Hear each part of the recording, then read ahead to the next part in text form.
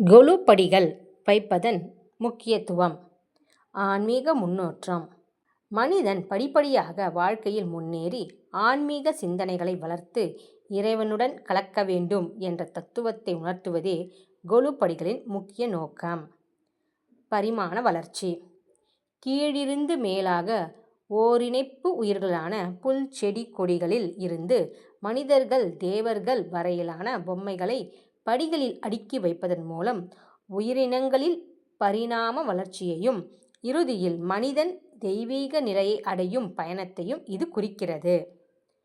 அழகு மற்றும் வழிபாடு. கொலு என்றாலே அழகு என்று பொருள். நவராத்திரி விழாவின் ஒரு பகுதியாக வீடுகளில் பொம்மைகளை வைத்து அலங்கரித்து வழிபடும் ஒரு முறையாகும். படிகள் அமைக்கும் முறை. படிகளின் அமைப்பு. பொதுவாக கொலு படிகள் பல்வேறு நிலைகளில் அமைக்கப்பட்டு ஒவ்வொரு படியிலும் குறிப்பிட்ட வகை பொம்மைகள் வைக்கப்படும்.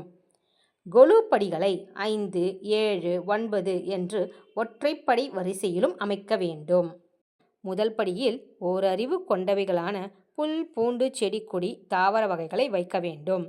இரண்டாவது படியில் 2 அறிவு கொண்ட பிராணிகளின் பொம்மைகள், சிப்பி, சங்கு போன்றவற்றை இடம்பெற செய்ய வேண்டும். மூன்றாவது படியில் 3 அறிவு கொண்ட எறும்பு, கரையான் பொம்மைகளை வைக்க வேண்டும். நான்காவது படியில் 4 அறிவு கொண்ட உயிரினங்களான நண்டு, வண்டு போன்ற ஜீவராசிகளின் பொம்மைகள் இடம்பெற வேண்டும். ஐந்தாவது படியில் 5 அறிவு கொண்ட விலங்குகள் மற்றும் பறவைகள் போன்றவற்றின் பொம்மைகளை வைக்க வேண்டும். ஆறாவது படியில் 6 அறிவு கொண்ட மனித பொம்மைகள் மற்றும் நாட்டிற்காக உழைத்த தலைவர் படியில் மனிதன் சக்திக்கு அப்பாற்பட்ட மகான்களின் பொம்மைகளை இடம்பெற செய்ய வேண்டும்.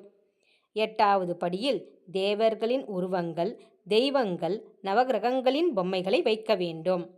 9வது படியில் பிரம்மா, விஷ்ணு, சிவன் ஆகிய மும்மூர்த்திகளையும் அவர்களின் துணைவியர்களான சரஸ்வதி, லக்ஷ்மி, துர்க்கை ஆகிய மூவரின் உருவங்களையும் வைக்க வேண்டும். இதற்கெல்லாம் நடுநாயகமாக கொலு பீடத்தில் விநாயக பெருமானையும் ஆதி பராசக்தியும் வைத்து வழிபட வேண்டும்.